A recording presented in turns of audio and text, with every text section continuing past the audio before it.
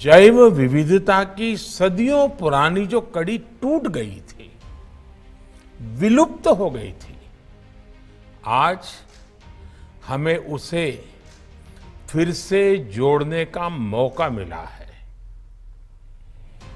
आज भारत की धरती पर चीता लौट आए हैं और मैं ये भी कहूंगा कि इन चीतों के साथ ही भारत की प्रकृति प्रेमी चेतना भी पूरी शक्ति से जागृत हो उठी है। मैं इस ऐतिहासिक अवसर पर सभी देशवासियों को बहुत बहुत बधाई देता हूं।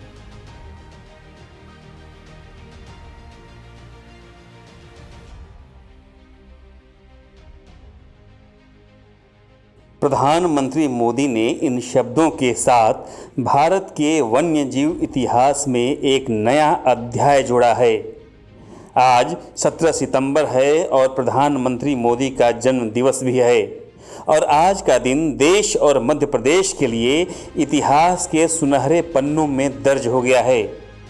मध्य प्रदेश के कूनो नेशनल पार्क में नामीबिया से मंगाए गए 8 चीतों को छोड़कर प्रधानमंत्री मोदी ने अपने जन्मदिन को तो यादगार बनाया ही है, देश के वन्यजीव प्रेमियों को भी एक शानदार तोहफा दिया है।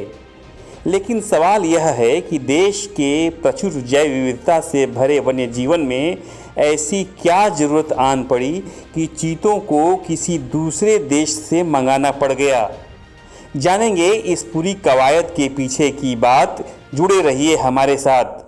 नमस्कार, मैं मनीष राज, मेरे साथ आप सुन रहे हैं समसामयिक चर्चाओं का विशेष पॉडकास्ट सुनो भाई साधो। इस खास कार्यक्रम में आप सभी का स्वागत है। साधो, हमारे प्राचीन ऋषि मुनि कह गए हैं अति सर्वत्र वर्जयेत, मतलब यह कि हर हाल में किसी भी प्रकार की अति किए जाने से बचना चाहिए। हमारे देश में जंगलों में मौजूद जीवन चक्र की जैव विविधता की प्रचुर श्रृंखला से चीतों के गायब होने के वजह के पीछे यही कारण छुपा हुआ है। भारतीय जंगलों के चीते इंसानों की अति का शिकार बन गए। बात यह है कि देश की आज़ादी से पहले जब देश में राजे रजवाड़ों का, अंग्रेज़ों का राज था, तब जंगलों में जाकर तरह तरह के वन्य जीवों का शिकार करना एक उम्दा शौक माना जाता था। तब शिकार किए जाने वाले जीवों में हिरण, चीतल, जंगली सुअर, खरगोश, चीते, तेंदुए और बाघ भी शामिल होते थे। चीते की सुंदरता और स्वभाव से अच्छी तरह रूबरू होने के बाद एक दौर में इंसान इन चीतों को पालने भी लगा, जिससे इनकी प्राकृतिक बढ़ोत्तरी में अवरोध पैदा हो गया। धीरे धीरे इनकी संख्या भारत के जंगलों से कम होने लगी और एक दिन ऐसा आया कि जंगलों में इनका दिखाई देना बंद हो गया। सरकार की ओर से 1952 में भारतीय जंगलों और वन्य जीव की श्रृंखला में चीतों की प्रजाति आधिकारिक रूप से विलुप्त घोषित कर दी गई। यही वजह है कि श्योपुर के कुनो अभयारण्य में चीतों को छोड़ने के बाद प्रधानमंत्री मोदी का यह कहना कि आज हमने अतीत में की गलतियों को सुधारा है, बिल्कुल सही है। भारत आज पूरी दुनिया को संदेश दे रहा है कि हम तकनीकी और अर्थव्यवस्था के विकास के साथ साथ पर्यावरण का भी ख्याल रख सकते हैं। लेकिन पर्यावरण का ख्याल रखना एक दिन की योजना नहीं है। इन चीतों के भारत लाए जाने के पीछे की कवायद भी कम नहीं हुई है। इससे पहले भी देश में चीतों के संरक्षण की कोशिशें हुई हैं। साल 1952 में चीतों की प्रजाति की विलुप्ति की आधिकारिक घोषणा के बाद 1970 के दशक में ईरान से एशियाई शुरों के बदले में एशियाई चीतों को भारत लाए जाने के लिए बात शुरू हुई। लेकिन ईरान में चीतों की कम आबादी को देखते हुए तब ये कोशिशें परवान नहीं चढ़ सकीं। फिर एक बार 2009 में देश में चीतों को लाने की कोशिशें नए सिरे से शुरू हुईं। इसके लिए अफ्रीकन चीता इंट्रोडक्शन प्रोजेक्ट शुरू किया गया।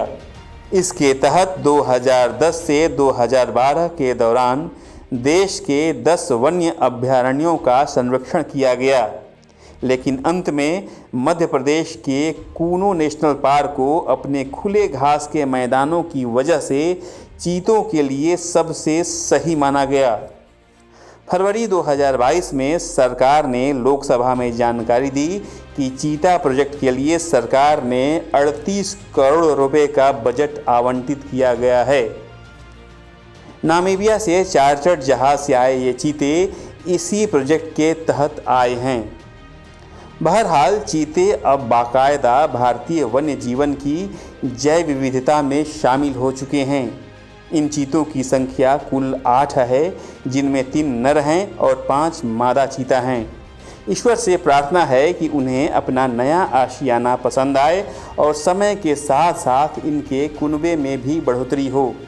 जंगल सफारी के शौकीन जब भी कूनो नेशनल पार्क घूमने जाएंगे तो खुले में इन चीतों को विचरते देख उन्हें काफ़ी खुशी होगी।